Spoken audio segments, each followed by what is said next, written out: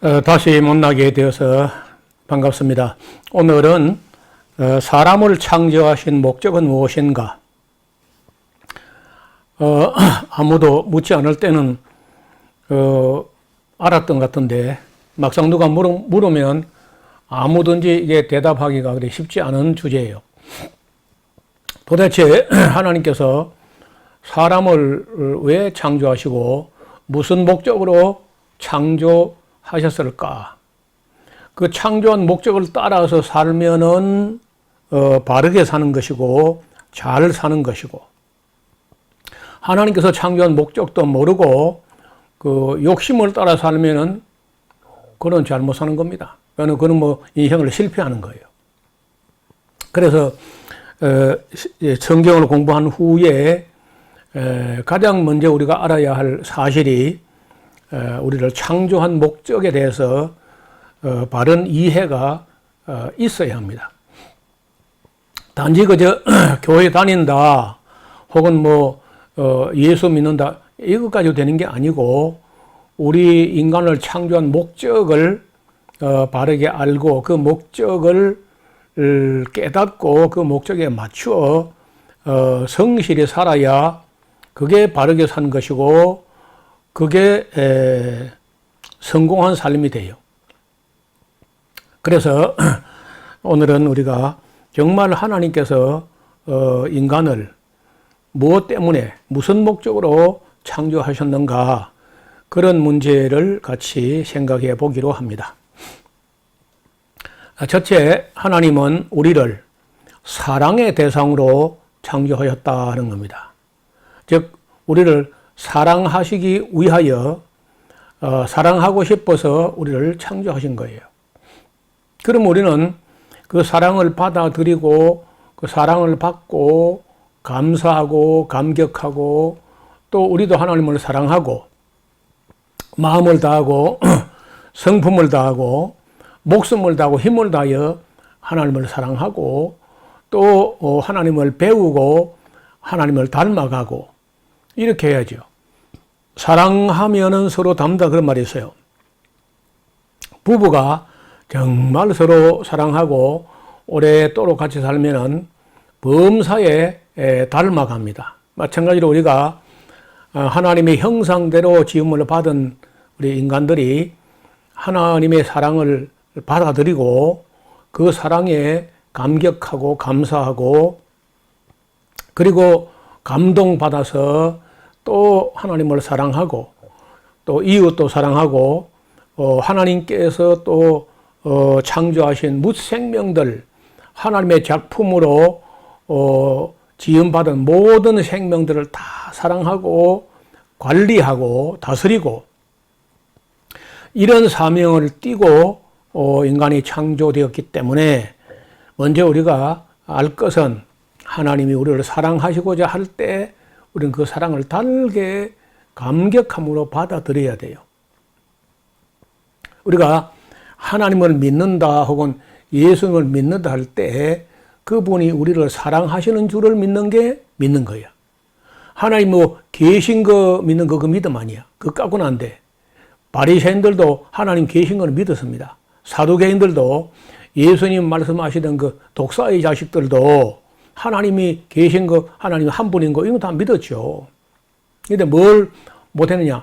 하나님이 우리를 사랑하신다는 사실을 믿지 못했고, 또 그들은 하나님을 사랑하지 않았어요. 아무리 하나님 계신 거 인정한다 손 쳐도 하나님을 사랑하지 않으면 아무것도 아닙니다.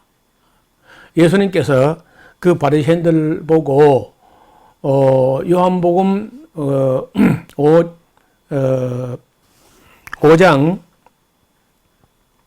5장에 보면은 너희 속에, 너희 안에 하나님을 사랑한 것이 없는 것을 내가 알았노라, 이렇게 말씀한 적이 있어요.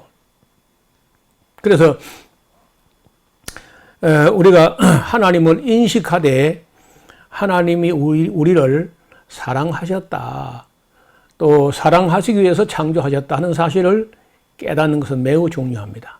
뿐만 아니라 하나님께서 땅 위에나 바다 속에나 공중에나 정말 많은 생명들을 창조하셨는데 이 모든 생명들을 우리 인간으로 하여금 관리하게, 다스리게, 보호하게, 지키게, 또 사랑하고 아끼게 이렇게 창조하신 거예요. 그래서 하나님의 형상대로 지음받은 우리가 하나님의 대리자가 돼가지고 모든 생명들을 관리하고 다스리고 지키고 해야 돼.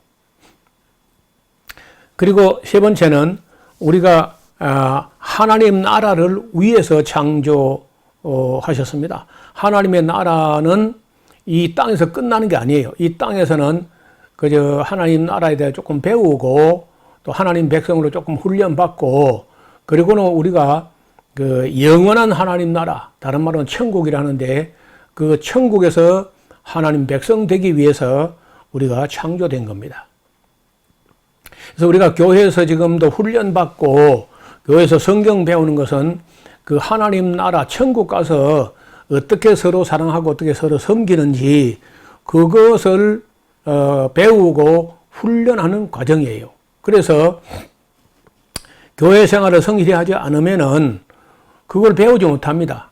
하나님 나라 백성으로서 도리, 하나님의 닥트린, 하나님의 교리, 진리 이런 걸 잘 배워야 돼요. 하나님의 교리와 진리와 윤리를 잘 훈련받고 배워서 영원한 하나님 나라, 영원한 천국에서 하나님 백성 되기 위해서 우리가 창조되었고 또 우리가 그의 피로 사신 교회에 와서 배우고 있는 겁니다. 네 번째, 우리가 지음받은 하나님께서 우리를 창조한 목적은요, 하나님의 영광을 위해서 창조하신 거예요. 여러분은 그 유명한 예술가, 문학가, 조각가, 건축가 이런 사람들은 전부 다 자기 작품을 남깁니다. 그 작품이 자기 영광이죠. 마찬가지로 이 온 우주와 만물과 인간은요, 하나님의 작품이고 하나님의 영광이라는 겁니다. 그래서 이러한 목적으로 사람을 창조하셨다면은 성도들은 하나님의 창조 원리에 그런 합당한 삶을 살아야 돼요. 또 그 목적을 이루어 가시는 그 과정이 바로 역사의 의미라는 것도 알아둘 필요가 있습니다. 따라서 우리 각 사람, 각 성도들은 이 모든 일을 위해서 자신의 사명을 밝히 인식하고 그 사명을 완수하는 삶을 살아야 그게 바로 사는 삶이고 성공한 삶이야. 돈 많이 벌고 뭐 세상에 출세하고 이게 성공한 게 아니고 하나님 창조하신 목적에 맞게 자기 사명을 깨닫고 그 사명을 다하고 다해서 그 예수님처럼 마지막 순간에 다 이루었다. 이렇게 할 수 있는 삶을 살아야 합니다. 사람이 이 세상에 뭐 잠깐 70년, 80년 혹은 뭐 100년을 산다 할지라도 그거 살다가 허무하게 죽는 게 인생이 다가 아닙니다. 세상에서 잠깐 사는 것은 영원한 나라에 들어갈 사람들을 선별하고 교육하고 훈련하고 다듬는 그런 과정이라고 할 수 있습니다. 따라서 우리가 이 세상에서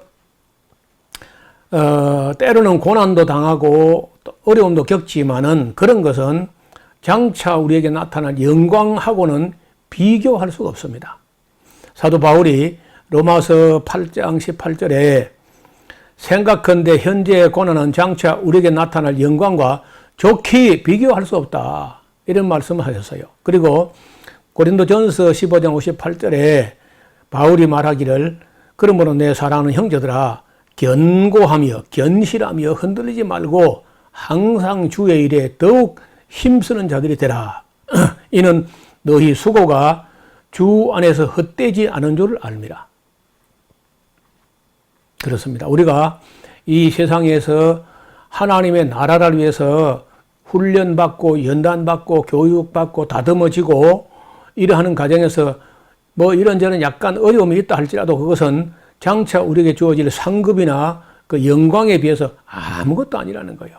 그래서 조금 어렵다고 해서 그거 뭐 노발대발하고 하지 말고 그 장차 영광하고는 비교 안 되는 거니까 잘 참고 인내하여 그리고 착하고 충성되게 이 사명을 다하여 주님 앞에 섰을 때 우리 모두가 칭찬과 상급이 있고 또 영원한 나라에서 하나님 백성 될 수 있기를 간절히 바랍니다.